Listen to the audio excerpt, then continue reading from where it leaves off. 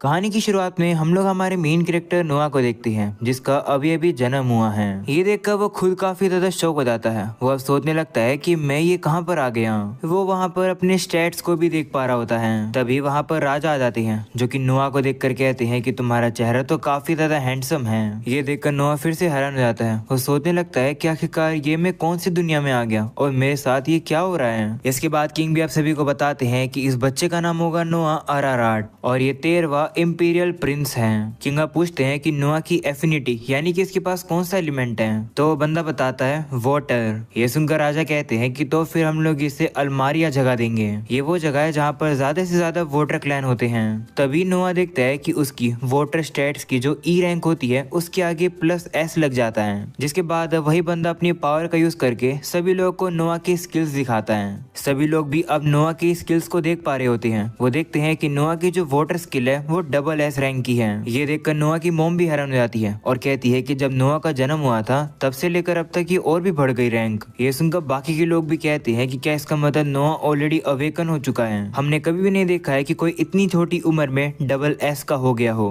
नोआ तो सही में टैलेंटेड है। ये सुनकर अब नोआ भी सोचता है कि मुझे ये एक नई जिंदगी मिली है। मुझे समझ तो नहीं आ रहा है कि ये सब क्या हो रहा है, पर अब मैं एक नोबल के तौर पर रिइनकार्नेट हो चुका हूँ। इसके बाद हमें अब कुछ सालों बाद की कहानी दिखाई जाती है, जहाँ पर हमें पता चलता है कि नोआ जिस एम्पायर में रहता है उसका नाम है मैरिस। ये वॉरियर्स का नेशन है और ये नेशन माउंटेन पर है। इस नेशन का कल्चर काफी ज्यादा अच्छा है। इस नेशन के राजा के 10 बेटे हैं जिन्हें इंपीरियल प्रिंस कहा जाता है। वो लोग नोबल्स हैं, इसलिए इस कंट्री के सभी लोग उनसे प्यार करते हैं। नोआ भी अब सोकर उठ जाता है और अब उसके सर्वेंट्स उसे तैयार कर देती हैं। ये सब कुछ अब देखकर नोआ भी सोचता है कि मुझे रिइनकार्नेट हुए 6 साल हो चुके हैं और अब मैंने एक चीज रियलाइज करी है कि सभी लोगों को मेरे स्टैट्स ऐसे दिखते हैं, यानी कि वाटर SS रैंक, पर मुझे ये E+S दिखता है। ये कुछ एडिशंस हैं जो कि मेरे सबऑर्डिनेट्स के द्वारा बनाए गए हैं। जैसे मेरे वाटर के आगे S तब लग गया जब अलमारिया जगह मुझे दे दी गई थी। इसका ये मतलब है कि मुझे जितने साथी मिलेंगे मैं उतना ताकतवर बनता जाऊंगा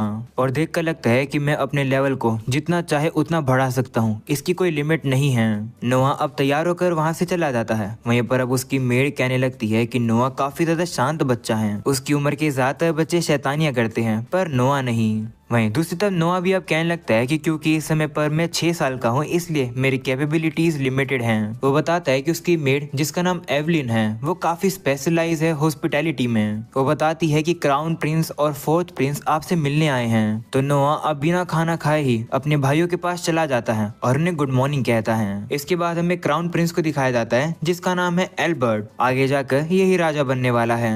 वैसे इस प्रिंस का नाम है एल्बर्ट। वहीं पर हमें अब 4th प्रिंस को भी दिखाया जाता है जिसका नाम है हेनरी। वो लोग अब नोआ को देखकर कहते हैं कि तुम्हारे अंदर काफी अच्छे मैनर्स हैं, हम तुम्हारे लिए गिफ्ट लेकर आए हैं। तो एक बंदा भी अब नोआ का गिफ्ट लाने लगता है एक बक्से के अंदर। उस बक्से से अब काफी नेगेटिव एनर्जी निकल रही होती है। जैसे वो बंदा अब उस बॉक्स को ओपन करता है, नोआ को अब काफी सारे लोग तड़पते हुए दिखाई देते हैं जो कि एल्बर्ट से कह रहे होते हैं कि प्लीज हमें बचा लो। ये देखकर नोआ भी सोचता है कि मैंने ये क्या देखा। वो अब देखता है कि इस बक्से के अंदर तो एक तलवार है। एल्बर्ट अब नोआ से कहने लगता है कि ये काफी कमाल की तलवार है ना, इसे उठाओ। वही नोआ क्राउन प्रिंस की गिफ्ट को मना नहीं कर सकता है, तो वो अब जाकर उस तलवार को इजिली उठा लेता है। ये देखकर एल्बर्ट कहता है कि मुझे लगा था कि तुम इसे यूज कर पाओगे। इस तलवार को लिवाइथन कहते हैं। ये एक वाटर मैजिक स्वॉर्ड है। पूरे कॉन्टिनेंट में ये सबसे ताकतवर है। इसे मास्टर करने का ट्राई करने के लिए अब तक 120 लोग मर चुके हैं। ये सुनकर नोआ डर जाता है और वह गलती से उस तलवार को नीचे गिराने वाला था। ये देखकर हेनरी उससे कहता है कि चिंता मत करो, जो कोई इस तलवार को यूज नहीं कर सकता है वो इस तलवार की कर्स की वजह से मर जाता है, या फिर जब कोई उसे उठाता है तभी वो मर जाता है। तो एल्बर्ट भी कहता है कि हाँ, ज्यादातर लोगों के लिए तो इसका बक्सा भी उठाना काफी मुश्किल है। तो इसका मतलब जिसके पास वाटर एफिनिटी का लेवल SS नहीं है वो इसे नहीं उठा सकता है। तुमने अच्छा किया ये दिखा कर कि तुम इस तलवार को यूज कर सकते हो। ऐसा बोलकर वो वहाँ से चला जाता है। वहीं पर अब नोआ सोचता है कि क्या क्राउन प्रिंस मुझे टेस्ट कर रहा था। क्राउन प्रिंस काफी ज्यादा नीच है। वहीं पर अब वहाँ से जाते हुए हेनरी अब एल्बर्ट से कहता है कि क्या तुमने उसे ये तलवार देखकर सही किया। तो एल्बर्ट कहता है कि इससे फर्क नहीं पड़ता, बेहतर रहेगा कि वो तलवार एक ब्रिलियंट पर्सन के पास रहे, और क्योंकि वो इतना ब्रिलियंट है उसे ये एक्सपीरियंस तो होना चाहिए कि उसके खुद के पेट ही उसे खा सकते हैं। इसके बाद रात में नोआ अब जा रहा होता है, वहीं पर अब वो देखता है कि उसकी सर्वेंट यानी कि जो जोए है वो काफी उदास सी लग रही है। वो उससे पूछता है कि क्या हुआ, जिस पर वो कहती है कि माफ करना पर मुझे कुछ समय के लिए छुट्टी चाहिए, क्योंकि हाल फिलहाल में मेरे होम टाउन के अंदर बाढ़ आ गई। जिस फार्म के अंदर मैं बड़ी हुई थी, बाढ़ की वजह से वो भी बह गया और मेरी मदर जो कि अकेले रहती थी, अब उनके पास करने के लिए कोई काम नहीं बचा। इसलिए मेरे रिलेटिव ने मुझे एडवाइस दी है कि मैं जाकर रेड लाइट डिस्ट्रिक्ट पर काम करूं, जिससे कि मैं अपनी मदर के लिए पैसे कमा सकूं। ये सुनकर नोआ कहता है कि नहीं, तुम ऐसा नहीं करोगी। मैं तुम्हारी मॉम को हमारे इसी घर के अंदर काम दे दूंगा। मैं उन्हें पीछे के गेट को लॉक करने का काम दूंगा। हर महीने मैं उसे 10 रियान भी दूंगा। ये सुनकर जोई शौक हो जाती है और कहती है कि मैंने ऐसी जॉब के बारे में कभी भी नहीं सुना और आप जो सैलरी दे रहे हो वो भी काफी हाई है। तो नोआ कहता है कि चिंता मत करो, वैसे हमारे कैपिटल के अंदर एक घर है जिसे कोई भी यूज नहीं करता है, तुम और तुम्हारी मदर वहाँ पर जाकर रह सकते हो फ्री में। ये सुनकर जोई काफी खुश हो जाती है और अब वो नोआ का शुक्रिया करती है। वहीं अब नोआ सोचता है कि अगर किसी को पता चला कि मेरी सर्वेंट रेड लाइट डिस्ट्रिक्ट में काम कर रही है तो इससे मेरा नाम खराब होगा। जोई मेरी सर्वेंट है, वो अपनी पूरी जिंदगी मुझे सर्व करने में लगाएगी। इसके बाद नोआ अपने बटलर डीलन को बुलाता है और कहता है कि जोए की होम टाउन डोसो के अंदर बाढ़ आई हुई है। मैं चाहता हूँ कि तुम जाकर वहाँ की ज्यादा से ज्यादा जमीन को खरीदो, क्योंकि ऐसे मौके में बुरे लोग आएंगे और वो वहाँ के लोगों को बहला फुसला के बुरे काम करवाएंगे, बिल्कुल जोए की फैमिली की तरह, क्योंकि उनके पास करने के लिए कोई काम नहीं बचा है। ऐसा होने से हमें रोकना होगा। ये सुनकर वो लोग भी हैरान हो जाते हैं और कहते हैं कि आपने ऐसी सिचुएशन पहले कभी भी फेस नहीं करी है, पर फिर भी आप इस सिचुएशन को कितना इजीली हैंडल कर पा रहे हो। तो नोआ भी अब सोचता है कि शायद से ऐसा इसलिए क्योंकि रिइनकार्नेट होने की वजह से मेरे पास मेरी पहले की नॉलेज है। तभी डीलन अब पूछता है कि जमीन खरीदने के हम लोग पैसे कहाँ से लाएंगे, हिसाब लगाएं तो 7 लाख रियान लगेंगे हमें। तो अब नोआ भी सोचता है कि ये काफी ज्यादा पैसे हैं, क्योंकि नॉर्मली नेशन के अंदर एक अडल्ट की सालाना इनकम 120 रियान होती है। मेरे खुद के जो रिटर्नर्स है वो भी हर साल सिर्फ 8,000 रियान ही कमाते हैं। 13 प्रिंस के हाउस होल्ड को मिलाकर 5 लाख रियान तो हो जाएंगे, 2 लाख रियान की और जरूरत है। वो अब कहता है कि कैपिटल में साउथ में हमारी खुद की लैंड है ना, हमें उसे बेचना पड़ेगा। ये सुनकर डीलन कहता है कि लेकिन वो जगह तो आपके फादर ने आपको गिफ्ट करी थी, बिना परमिशन के उस जगह को बेचना क्राइम है।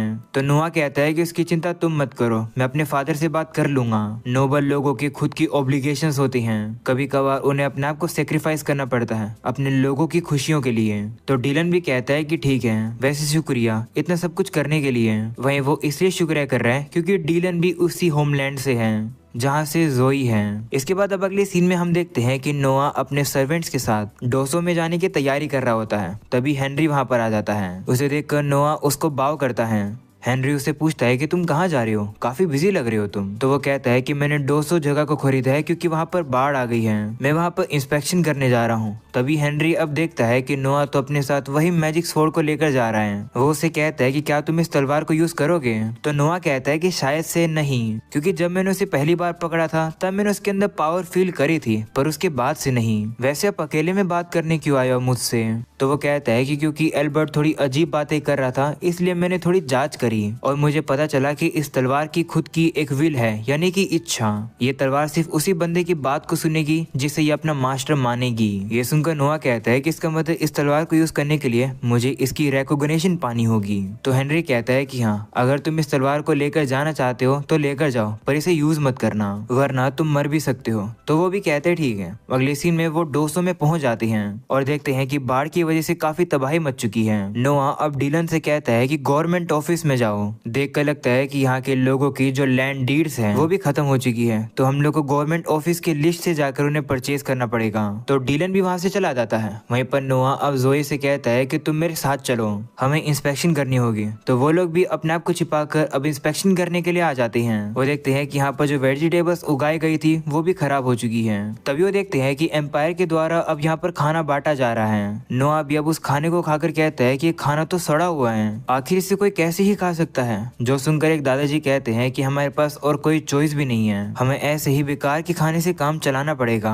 तभी खाने की इंस्पेक्शन करने के लिए लोकल गवर्नमेंट का ऑफिशियल गैरिल आ जाता है। वो बिना टेस्ट करे ही कहता है कि खाना अच्छा लग रहा है। ये सुनकर वो जो खाना डिस्ट्रीब्यूट कर रहा होता है वो बंदा खुश हो जाता है और कहता है कि शुक्रिया, आपके पैसे आपको आपके घर पर मिल जाएंगे। ये सब कुछ अब देखकर नोआ गुस्से में आ जाता है और कहता है कि क्या तुम्हें इन सब के पैसे मिलते हैं। तो वो लोग अब उसी का ही मजाक उड़ाने लगते हैं और कहते हैं कि तुम होते कौन हो हमें बताने वाले। तो नोआ कहता है कि तुम इस तरीके से मुझे तो बच्चा बुला रहे हो और क्राइम तो असली तुम लोग कर रहे हो। ये सुनकर गैरल गुस्से में आ जाता है और कहता है कि तुम्हारी हिम्मत कैसे है मुझे इंसल्ट करने की, मैं तुम्हें छोड़ूंगा नहीं। वहीं पर नोआ भी अब उसे लड़ने के लिए तैयार हो जाता है। ये बात अब उसकी तलवार लिवाइथन भी सुन लेती है और अब वो नोआ के पास आ जाती है। वहीं अब नोआ भी अब लिवाइथन की ताकत को फील कर पा रहा होता है। वो समझ जाता है कि ये तलवार तो सही में काफी ज्यादा ताकतवर है, पर अब वो हार नहीं मानता है। नोआ भी अब अपनी पूरी ताकत लगाकर लिवाइथन को कंट्रोल कर लेता है और कहता है कि मैं अपनी ताकत का यूज करके लोगों की मदद करूंगा। लिवाइथन मेरी मदद करो। और अब जैसे ही गैरल हमला करने वाला था तभी नोआ हमला करके उसके सर को ही काट देता है। ये देखकर अब बाकी के नाइट्स अब नोआ को रोकने की कोशिश करते हैं। तो नोआ अब उन सभी लोगों को भी अपनी ताकत दिखाता है। वो वाटर मैजिक का यूज करके जमीन के अंदर एक काफी बड़ा गड्ढा कर देता है, जो देखकर सभी काफी हैरान हो जाते हैं। नोआ अब लिवाइथन से कहता है कि तुम तो सही में कमाल के हो। तभी वहाँ पर रोवेन आ जाता है जो कि नाइट का कैप्टन है। वो भी अब नोआ को पहचान जाता है और कहता है कि मुझे नहीं पता था कि आप यहाँ पर आ रहे हो प्रिंस। रोवेन बताता है कि मुझे यहाँ पर प्रिंस हेनरी ने भेजा था इस जगह पर सिक्योरिटी के लिए।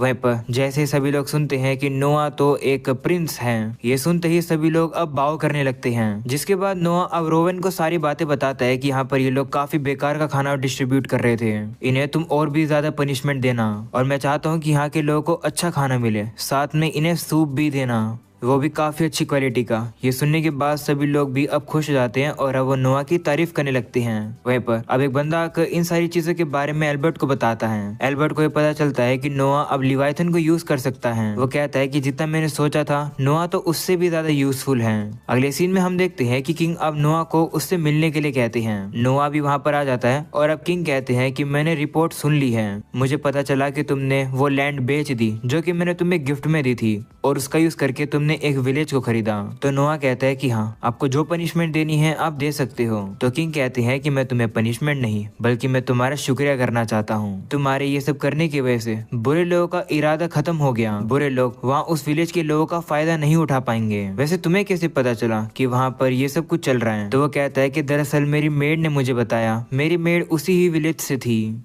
तो किंग कहते हैं कि ओह ये बात है, वैसे मेरे को सुनने में आया कि तुमने उस विलेज के अंदर वाटर मैजिक स्वॉर्ड को ही मास्टर कर लिया। काफी समय हो गया है, मैं तुम्हारी एबिलिटीज को जरा फिर से देखना चाहता हूँ। ये सुनकर अब वही बंदा अब अपनी पावर्स को यूज करके नोआ के स्टेटस को दिखाता है। वहीं नोआ अब देखता है कि अब उसकी रैंक और भी बढ़ चुकी है, वो अब SSS रैंक की हो चुकी है। ये देखकर किंग भी काफी हैरान हो जाते हैं और कहते हैं कि मैं चाहता हूँ कि तुम इसी तरीके से अपने टैलेंट का यूज करके मेरी मदद करते रहो। ये सुनकर नोआ भी खुश हो जाता है और कहता है कि हाँ बिल्कुल।